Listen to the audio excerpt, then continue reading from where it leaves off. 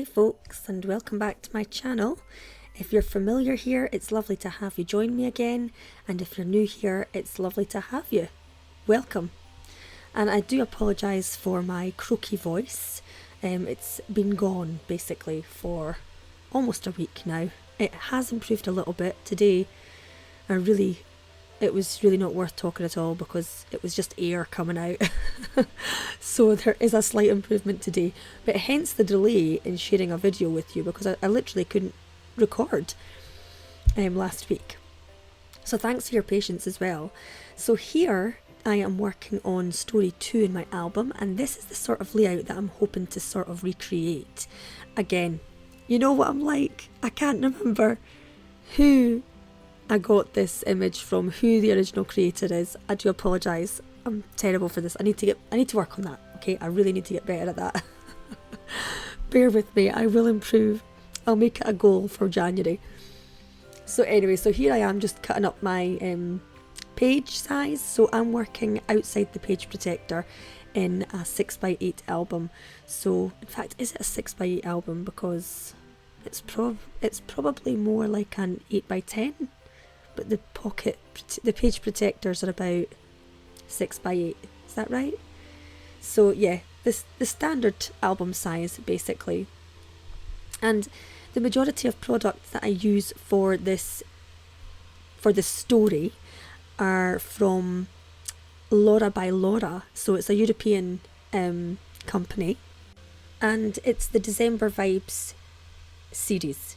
So really lovely sort of greys and pale pinks and pale blues, pale greens. I love all that. And while I do love Ali Edwards' traditional Christmas colours, I really do, I sometimes just need to change it up, especially with a month-long project like December Daily. I feel like I need to have a change of colour scheme every now and again. So I do like to add the pinks and the greens and the blues, and it just keeps the page sort of cooler rather than the traditional Christmas colours that tend to be on the warmer side. And I believe I bought this kit. It must have been last year that I'd bought it, so I've still got lots of supplies left from that. And so again, I'm trying to get through my stash and use what I've already got basically. I'm trying to make a dent, and at the same time, I've just got so much I really want to document. So that's another goal for 2026. I am full of ideas for next year, and well, we'll just see how I go. I tend to underestimate how long something will take me. It always takes me a lot longer than I originally believe it will. So here I'm just deciding on which papers I want to use, and sadly I find this a lot with the paper packs. I don't always buy 12x12s. I tend to go for the smaller pack, which is around an A5 size paper, and it's always too small when I'm doing projects for this album size. So whenever there's a vertical pattern, it won't fit the width of my page. So here I'm trying to find a patterned paper that will fit horizontally onto my page here, and this paper's lovely. It's fine, but it wasn't what I originally wanted. I really wanted to use the little trees, the tree paper. There will be another project, I'm sure, where I'll get to use that. So story number 2 in my album this year is from taking my son to a winter wonderland. It was a very small one, and they had some kids rides, a mini carousel, a mini soft play even, and the teacups, the spinning teacups and things like that, some stalls, some hot donuts, all that goodness. So I took him there, and it was actually quite a nice day. It was dry, a little bit cold, so we wrapped up warm. But he had a great time, and I'd taken so many photos. I needed to create a layout that was going to be able to house all the photos that I wanted to document from this day. So what I'm doing here is I'm creating pockets out of cardstock or patterned paper, and I'm going to overlap them as I sort of demonstrated in the image at the beginning of this video. or I'm attempting to recreate that in my own way, but I am struggling with the size of my paper. So again, just this A5 size is a bit tricky to work with. So it won't be identical to my inspirational photo. It doesn't need to be. It's, I've recreated it to look like my own, and that is absolutely fine by me. But it does take some time just getting the measurements and all the pieces stuck down, and then figuring out, okay, so what I'm going to do with my photos is back them onto other cardstock and slot them into the pockets. I don't want them falling right through to the bottom of the page, so I do need to sort of make a shelf, if you like, on some of these slots, so that doesn't happen. So I use red line tape for that because it's pretty strong, and when you're layering sort of heavy cardstock upon other cardstock, it's just way more sturdy. And of course this page will have some weight to it once it's all complete, because, well, there's going to be photos in the pockets. It will add weight. I'm just bringing all this together, and as I say, it does sort of take a little bit of time. There's a lot of maths involved with this as well. I don't know if anyone else finds that, but maths really isn't my strongest subject, right? But scrapbooking and memory keeping in general, it does require a little bit of maths. I don't know if you find that, but I certainly do. And it's basic maths, but I'm so used to using calculators and things from running businesses that it's terrible. I've never really had to apply my brain to numbers since school. So, is that another goal for 2026? Let's not add to the list. Let's stay away from that. I'm not a fan of maths anyway. It was never an enjoyable subject for me. However, this is probably my one and only solid hobby. Growing up with my siblings, I'm one of 5.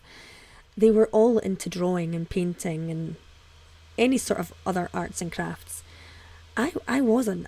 The only thing I really dabbled in was anything with paper, so card making, and scrapbooking. For me, it didn't become a thing until I was about 15 years old, and we'd taken a family trip to the US, and I discovered scrapbooking while we were over there. But for years before that, growing up as a child, I used to collect paper and stickers, and I would just stare at this box of supplies that I had and wonder what the hell to do with it. So I never knew about scrapbooking consciously, but there was a creativity there waiting to be unleashed. I wanted to do something with my paper and my stickers and my glue and my glitter and whatnot. And it took a trip to the US for me to discover that. So thank you, Americans. I love you. Thank you very much. Because this is my thing.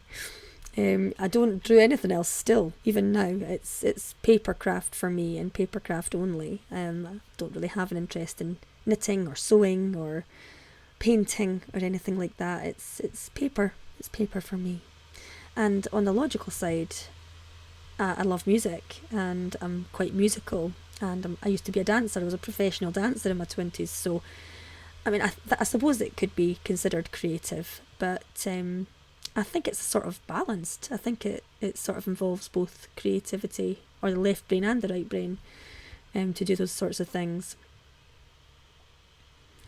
So yes, I never used to call myself a creative person, but I would say over the last couple of years, I can call myself that now. I can call myself that now, because, well, really, we are all creatives in one way or another. We don't have to be artistic to be creative. We are creators every day. We're making and doing and reinventing things, or inventing brand new things.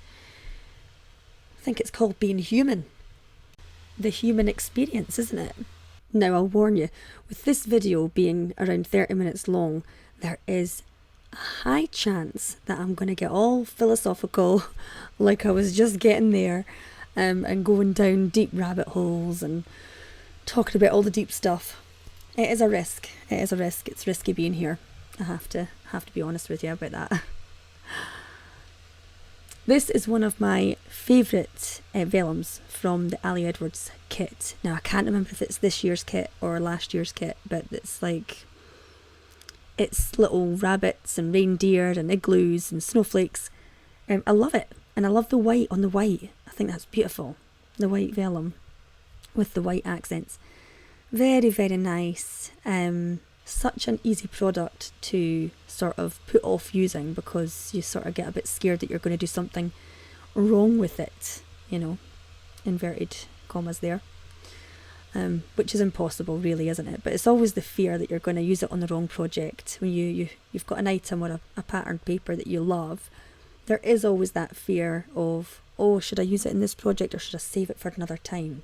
So this year has been a year of improvement in that arena, shall we say. I'm sort of encouraging myself and others to use the stuff, use the supplies that we've got, and not just about saving money, but that's absolutely an aspect, but it's more about minimalism in the home. And I am not a minimalist at all. I just want to be able to see what I have easily, and when I've got an abundance of stash, stickers and ephemera and papers and whatnot, you lose track of what you've got, or at least I do. I don't have a particularly large craft area, so everything has to be tucked away, which makes it really difficult to find things.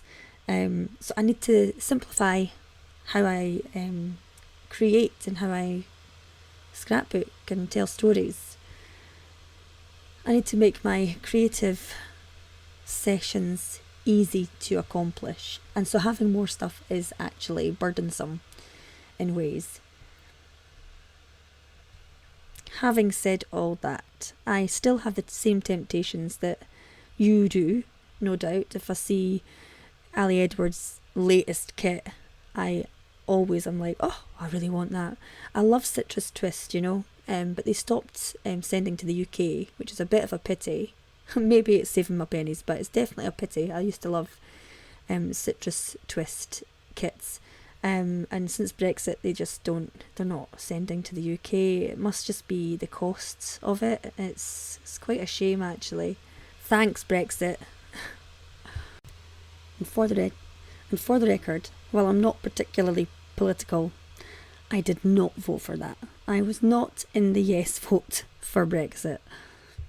While all that was going on, actually, my sister and I had taken a trip to Munich in Germany, and I hated it. I was just like, I am never going back to Munich again, or Germany.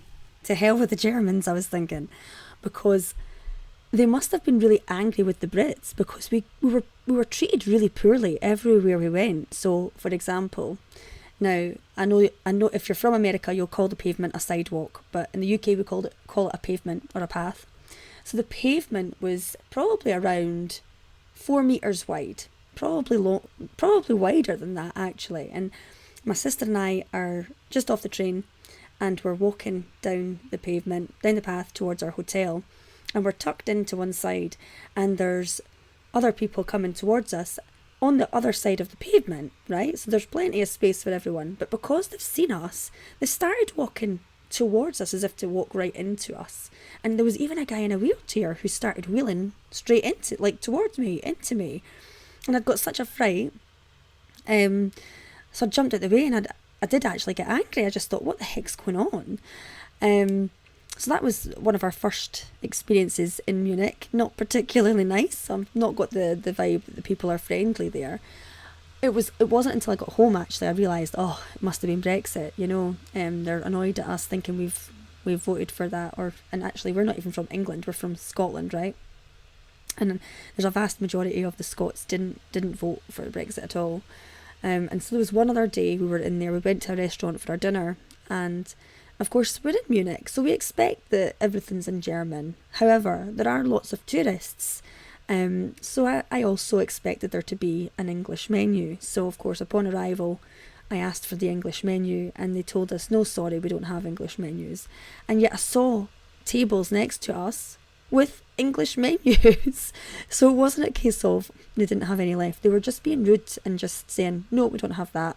Even when it came to particular pizza toppings or whatever, they were just being really dismissive and saying, no, sorry, you can't have that. No explanation for anything. That was just to name a couple of experiences. So I will not be going back to Munich. I just feel like bad first impression. Such a shame. However, it is what it is. It is what it is. never mind all that negative Nancy chat. So coming back to what I'm doing, I'm now using scrap pieces of my patterned paper to back my photos. Again, just I like to for my photos to have a little bit of a frame as well, but these are going to go straight into the pockets on the page once they're done. So I double side the photos as well, so I put them back to back for this as well. So I think there's about 8 photos that I need to get done here. And so I do that, and I'm not being a perfectionist about this. I sort of like a little bit of a random look from time to time. So lots of mixing and matching different papers, and here I have that lovely blue Christmas tree paper that I wanted to use. So I do actually get around to using it in the end, and I completely forgot that I did that. So that's really good to see second time round. I have used it. It's in the project. Yay! So tell me, how are your December daily projects coming along? What's inspired you this year? Are you inspired by new products? Are you inspired by other creators? What have you seen? Share with me. I sort of like to find things that are done a little bit differently. So I have really enjoyed product play classes with the Ali Edwards company in the past. I haven't signed up for it yet. I think I probably will at some point. But at the same time, I can often get a little bit bored seeing the same layout done by all sorts of different people all at one time. So part of me is a little bit like, let's just do my own thing. I tend to seek new ideas and inspiration, from people who aren't quite so mainstream. I find that more inspirational, more often than not lately, because also I'm not using all of the Ali Edwards supplies that I have. I am mix and matching the whole album. There's not going to be a cohesiveness of Ali Edward throughout my album. It will probably be in there a good chunk, but I like variety, and I like for every page in my album to have a different feel, a different vibe, a different look. I also like cohesiveness, of course I do. And so a creator that I really, really like is, and I love to watch her videos and see what she does. It's Amy Gretchen. Now she does have a YouTube video, and I believe she's also on Instagram. But she has a really simplistic and beautiful, clean sort of style. I love it. And her albums are always really cohesive and what's the word? It's on the tip of my tongue, but it just won't come. Unified, is that the right word? Love her style anyway. She's a real inspiration for me. So here what I've done is I have printed out my miniature journaling, so just some little phrases that I wanted to add, and I've printed that out onto cardstock. And what I'm doing is I'm just cutting those sentences up into strips, and then I sort of back them with some foam pads to elevate them off the page, and that just offers a little bit of dimension. So I don't believe I've done that just yet. So right now I am fiddling with some threads, and I'm trying to make a sort of messy knot, or just to sort of embellish the page. So I want to stick that down first before I adhere my words. So let's just see how that looks. And yes, I go in and I use my double-sided sticky tape for that, because I'm not precious about what sort of glue that I use for these sorts of things. And yeah, I've just sort of stuck it down nice and messy. Fine with that. And here I am adhering the foam dots. And I like to add a little bit of dimension. Of course, with this project though, it is sort of important to be mindful of how bulky this album gets, okay? So I don't really want to do too much of this adding puff to the page, because I've got at least 25 days or sort of stories to put into this album.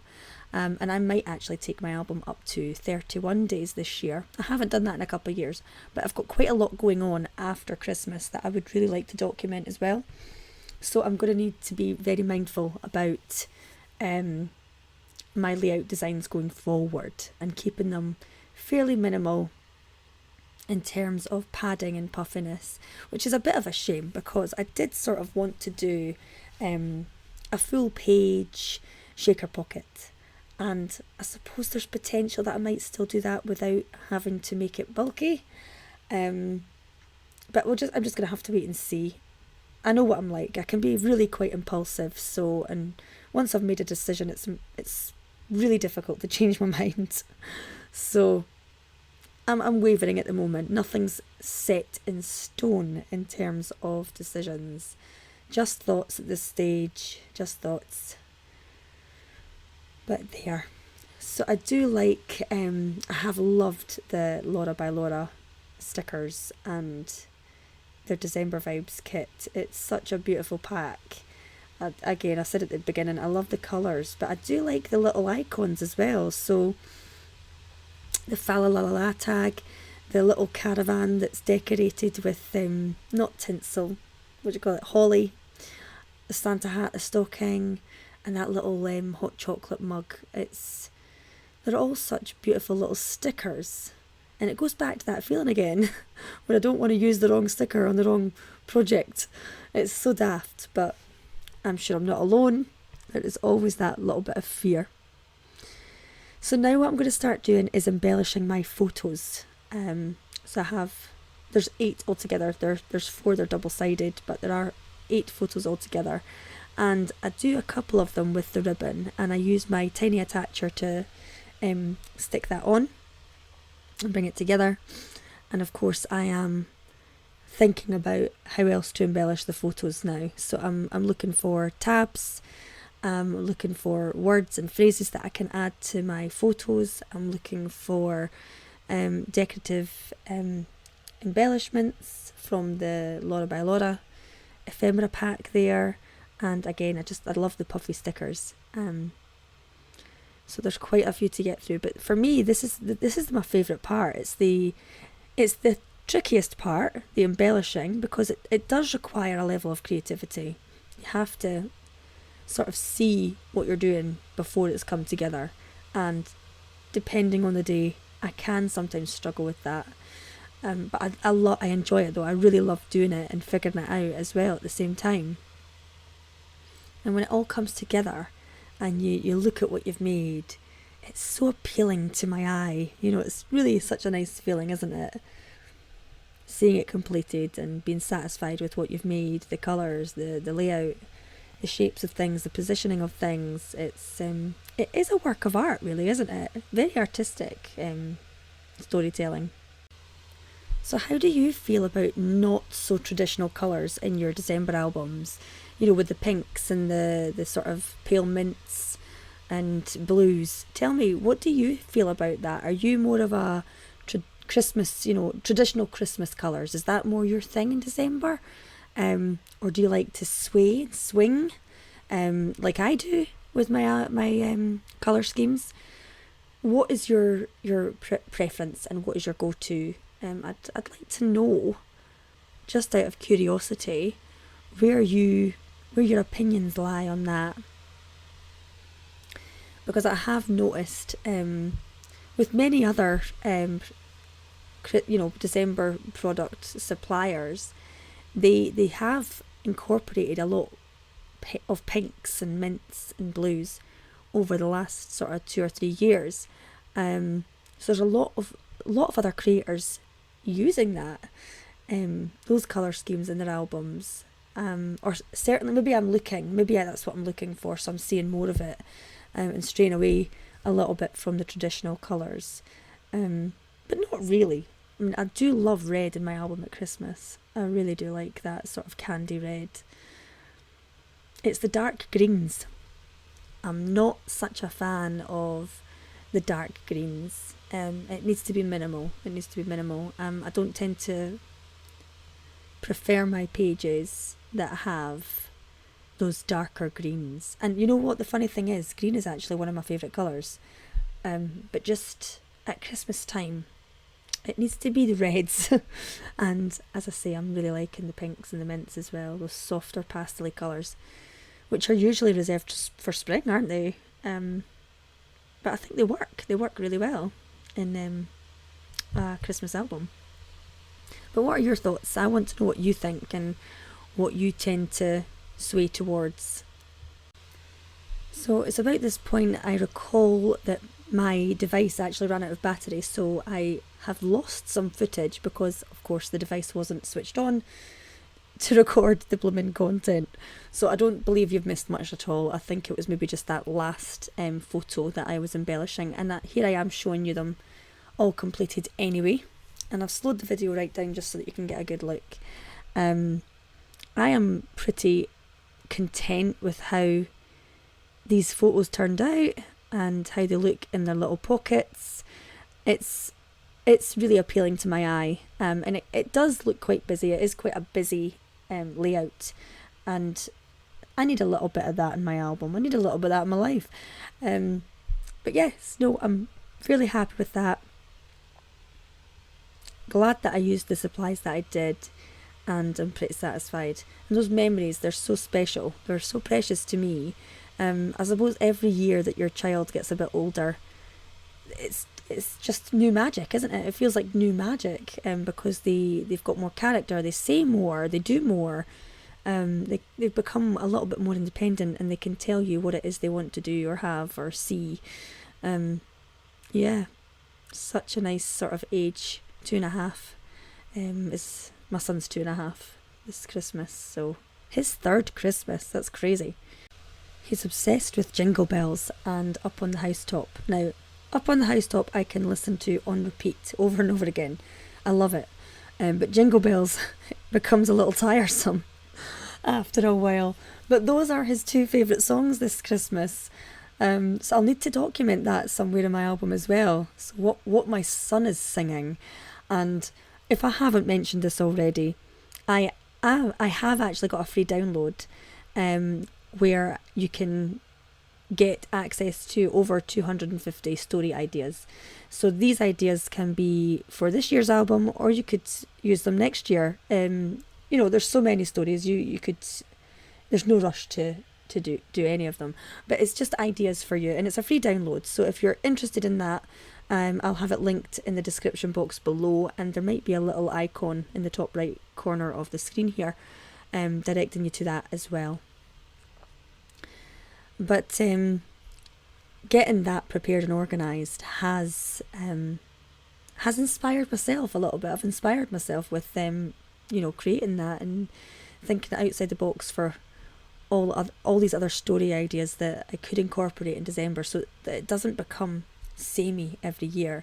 And I suppose prior to having my son and becoming a mum, a lot of the stories were quite samey.